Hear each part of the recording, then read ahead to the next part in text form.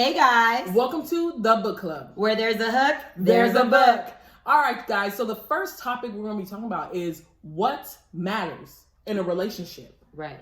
And so the book pretty much starts off about how we allow our friends' opinions, our family's opinions, and just the world and society matter or dictate what we do in regards to our relationship. Right. And so, Mercedes, you come from a big family. Huge. So is it important that your family likes your significant other, or does that even matter? I would say it does. In the past, in my past relationships, my family didn't really approve one of the boyfriends that I dated, and it had a huge impact on our relationship. And in the end, my parents were right about him. And you know, in regards to my family, I feel like when they give their opinion, it's coming from a place of love. Sometimes I do think they can be a little overprotective. For example, if a guy has earrings, you cannot walk in my house wearing those earrings. Right. My dad will make you take them off. No hats allowed in the house. Right. So things like that is a little extreme, but it is my father's house, so I will always respect that. Right. But to summarize it, I personally do care what my family has to say. Yeah, right. To a certain extent, like you said, if you know it's like, okay, he has to take earrings off, or he has earrings, my dad doesn't like that. Yeah, you're not really going to take that into account. Right. But you will take into account if they say, this guy is treating you this way. You know, like, are you sure you want this guy to be your husband? Or are you sure you want this guy to be someone close to you? Yeah, I would say the same. Like, I would say my family's opinions, I don't have such a huge family. I do have 6 step siblings and 2 other siblings, same mom, same dad. So my family's not that big. Who I grew up with is my brother and my sister. So they didn't really ever have opinions on my relationship. And my mom never really had any opinions on my relationships, except for the first guy I've ever dated. She did not approve at all, because how he presented himself. He was very like, you know, he came from a place where they sad, they cussed, they did it. So, you know, she of course didn't agree. Right. You went to a little phase. Oh my God. So, you know, she didn't agree, but I don't really feel like my family has a say in my relationships. However, I will hear you out, but I'm not really going to take that into account, because at the end of the day, I'm the one with them daily. You're not. Right. You know? I totally understand that. But that also goes into the next thing, like, does their family dynamic matter? Because my dad has always said, you know, when you get married, you marry into their family. And so you always want to check out their family dynamic and things like that, and how that can sort of affect, you know, your kids and things like that. And so I always, when I date a guy, I ask about his mom, his dad, his siblings, brothers, cousins, diseases, all kinds of different things, just because it's like, okay, I need to know what I'm dealing with, you know, and is this something that I want to deal with, you know, at the end of the day. Right, and I agree with that, because for me, being divorced and everything, and even having kids and going into new relationships, I'm not trying to put my kids in any type of relationship that I have. You know, like, I have to see, how does your mother treat you? How does your father treat you? How do they talk to you? Because that's going to say a lot about how you treat my children, you know, or how you treat me. Like, if you disrespect your mother and you're a man, then you're definitely going to disrespect me. Or if you talk crazy to your parents and you curse them out, you're never going to care about cursing me out, because you're like, what? I curse out my own mother. Like, why wouldn't I treat you? And so to me, it's like their family dynamics is important. It tells a lot about a person's character. Just like my family dynamics will tell a lot about another person's character. And then also, like your dad said, it is very true. You marry into the family, or you date into the family, because you're always around that person. So you're constantly around their family members. So if you guys don't get along and you guys are clashing, it will always cause a problem. Like, and that matters. Definitely. Especially dealing with people's crazy moms and stuff like that. It's like, I remember one New Year's I was dating this guy, and his mom was a fool, and she completely ruined my New Year's. I didn't even get my New Year's kiss, and I was just mad. I was just so mad, and like I said, that didn't work out, and I'm so thankful to everyone that it didn't. So you have experienced, like, not getting along with somebody's family. Right. And I also been with someone where he hated my father, and so there was a lot of conflict, because his family was crazy, and I tolerated that. And my family is very well put together, if you ask me, and it's like he resented it. And so we didn't really see eye to eye. And I know Gary Chapman in the book, he says, in order for you to understand someone's love language, you have to understand their background and where they come from. Right. And so with that, does their past relationships to you also matter in regards to, you know, you entering a new relationship with them? And do you feel like you need to understand, you know, what they went through in their past relationships, maybe why they broke up, to maybe understand your significant other? Definitely. Like, honestly, it's like kind of doing a whole background check. It's like you go through a security like type of check, security clearance, getting with me. Because TSA, take your shoes off, laptop. Look here. Check family, check up, check past relationship, check up, check diseases, medical. For real, Right. because baby it matters. moms or baby mothers. Right, because it doesn't matter necessarily about what happened in your past relationship. It's what happened and did you grow from it? Right. Or what happened to make it fail and did you learn from your mistakes? Or, you know, like, are you still the same toxic person? Because yeah, you might have been toxic in the past, but you might not be toxic now because you've learned from it. Right. You know, like my past marriage was very toxic, very. Did I learn from my mistakes? Yes. I hope that other person learned from their mistakes. But it's like, am I going to take that into my new relationship that I'm in now? No, of course not, because I grew from it. So their past relationships matter to a certain extent, not like to depict if I'm gonna, you know, be with them or not just because they got a divorce or just because they went through this. You know, it's like, I'm not gonna hold it over your head, but I am gonna make sure it's on the table and on the checklist. Yeah, and I remember you can learn a lot from someone, the way they tell their story. So like when you ask, I always ask like, oh, when was your last relationship? How did you guys break up? What happened? And based on, you know, what they say, if they say, you know, I wasn't perfect and I messed up in this area, it's like, oh, okay, you're a real person. Because you're identifying what your issues what your issues are. And so I think that definitely matters, because I know in my past relationship, I was also in a very toxic relationship. I think it's important for me to tell my significant other what I went through, because I kind of have some sort of PTSD. Like, I don't like any man yelling at me. Like, do not yell at me.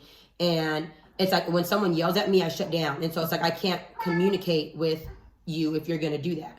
And so, you know, I kind of make that clear. Like, you know, I went, not making that as an excuse, but it's like, okay, I went through a certain thing. And because of this is how I react to this kind of energy. Right. And so that allows them, you know, to pretty much see where I came from. Yeah. And, you know, also understand my love language and things like that. It's kind of like a trigger. You know, you have to, and that's personally, you have to know your own triggers. Like, you have to understand, not only like Mr. Chapman said in his book, not only understanding somebody else's background, but understanding your own. Right. Why do, and I constantly ask myself this because I don't want to ruin my relationship. So I'm like, okay, Charmaine, like, really take a step back. Why do I overreact in these type of circumstances? Why am I yelling? Why am I mad? Why am I frustrated? You know, I really have to really look at myself with that. And I think Gary Chapman asked a really good question that kind of ties into what we're talking about.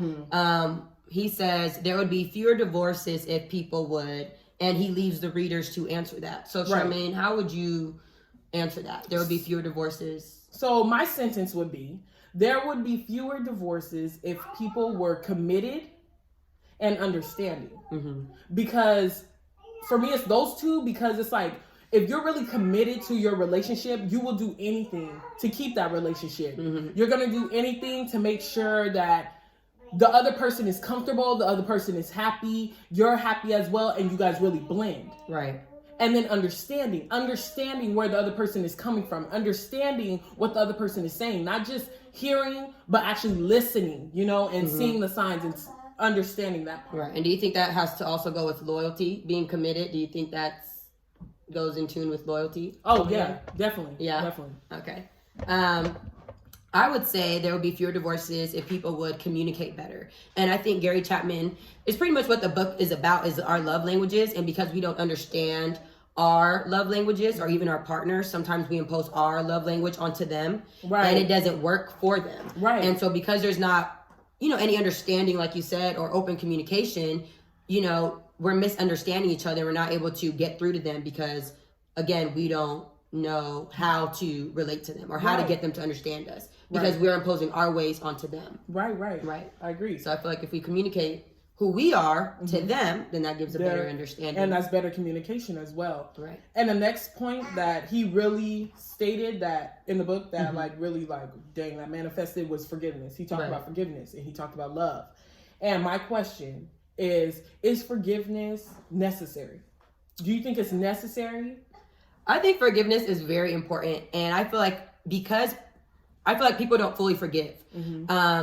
And he even says that in the book, you know, like, even though I might be hurt, I forgave. And so, yes, my hurt may be lingering, but I have to let it go. Right. And I think people say, yeah, I'm sorry, babe, or I forgive you for this, but they're still resenting it and still holding on to it. And that's why you have some people that are like, oh, I forgive him, but the next time he does it, I'm going to bring it right back up. But whoa, I thought you said you forgave him. And I think I would say that's a reason why a lot of relationships fail, because someone will do something and you say you forgive them and then you don't. And it's like, I remember my father once told me, you know, if someone is constantly accusing you of something that you're not even doing, then eventually you might do it, or you might not.